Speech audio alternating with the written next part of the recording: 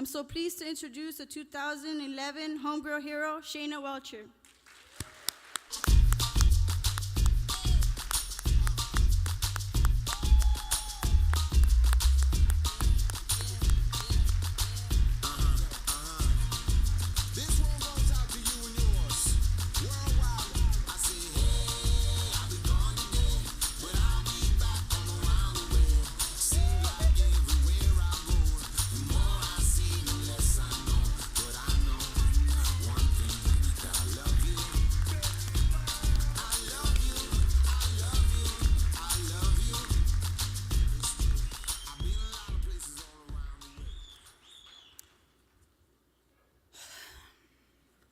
Everybody else did it. Allow me to start by saying that I feel so thankful, blessed, honored, and might I even add overwhelmed to even be here in your presence in this position today. All thanks to God, my family, Father Greg, and last but definitely not least, to the Homegirl Cafe.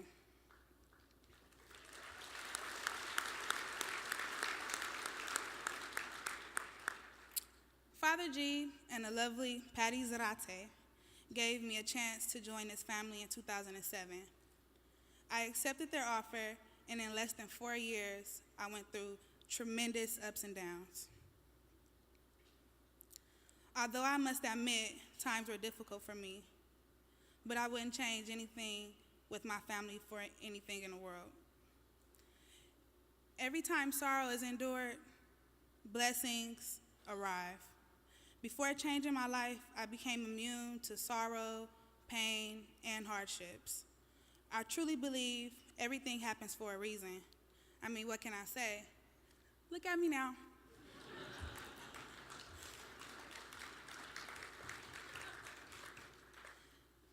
There is nothing like family, is one of our sayings.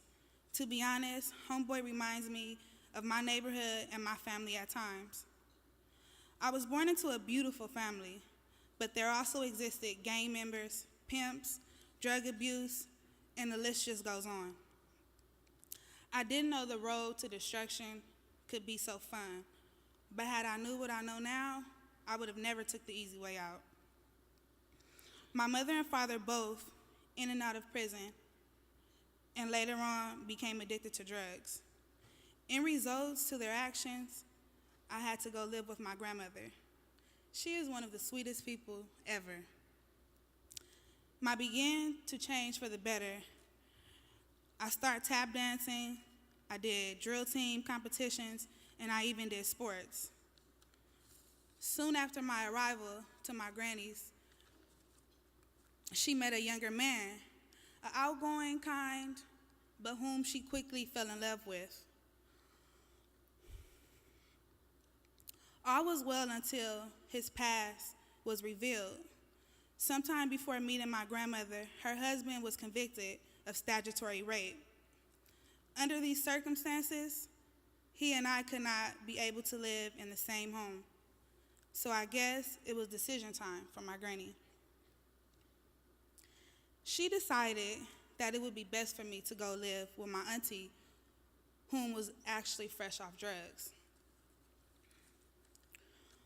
Home had a loose structure. Crack was no longer in my aunt's life, but she replaced it with weed, drugs, alcohol, and partying. At times, I roamed the streets with my absence being unnoticed, so to make my presence felt, I started to fight, and I got into a lot of trouble. By the time I was 14, I joined a gang. Shortly after being recruited, my duties were to keep the up-and-coming female legacy going by continuing to train the younger females who joined the gang. School wasn't really for me. I'd rather sell drugs on a PE field rather than go to any of my classes. Instead of attending the school pep rallies, I'd rather go to all my hood functions. For years, I've been deceived and blinded, actually believing that my life belonged to the hood. Thanks to my lovely mother and Father Greg, and all of you here today my vision is no longer blurred, and I see my worth. By the time I was 21, I had been to the LA County Jail 3 times. In between these times, I was already working for Homeboy Industries. So you can see, I didn't change right away. I came to Homeboys due to my lovely mother, Gigi, who actually, we were both incarcerated, but Father Greg went to prison where my mother was held at and offered her a job. Shortly after my release, my mom asked Father G to help me help myself. And like always, Father Greg welcomed me with open arms. Don't get me wrong, I was very grateful to have a job fresh out of jail, but still in my youth, I wasn't very fond of working on the side of the people I grew up to know as my enemies. Where I come from, in Compton, California, there exist thousands of gang members outside of our personal turf wars. Racial tension is my city's biggest and high. And sad to say, it's actually normal. After a few altercations, I was placed in our anger management doors at Homeboy Industries. I don't know if I told you this yet, but I would like to thank Veronica and Norma. The disciplinary actions on that day changed my life. So here I am working and realizing that there is so much more to life. So I began my journey and quest to finding myself, as a woman should. Actually, I made a few chicas, my closest friends. They're actually really female. In my early years at Homeboys, I still had one foot into gang life and one foot into Homeboys. Sad to say, with so much at risk, I found myself back in jail once again. Jail wasn't really my concern. Disappointing Father Greg and my mother was my biggest worries. But while locked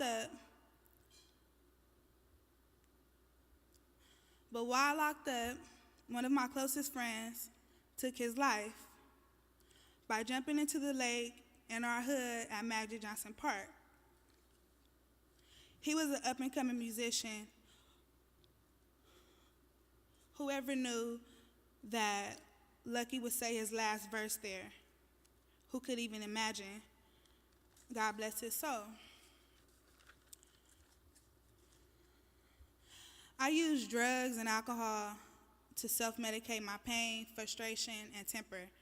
By attending a rehab, my victory and triumph over anger was a pure one. I was enrolled into a small college to kill my idle time. I thought school wasn't really for me, but I ended up with the perfect attendance award and proudly accomplished a goal of mine as an adult. I took my life more seriously, even though I had to start from the dishwashing position at Homeboys, AKA the new girl's job or a rookie's duty. I did my duties with pride, knowing that eventually I would be back exactly where I wanted to be. I stayed on my grind. I became a waitress once again. This time I soared and became lead waitress and one of the main spokespersons for Homegirl Cafe.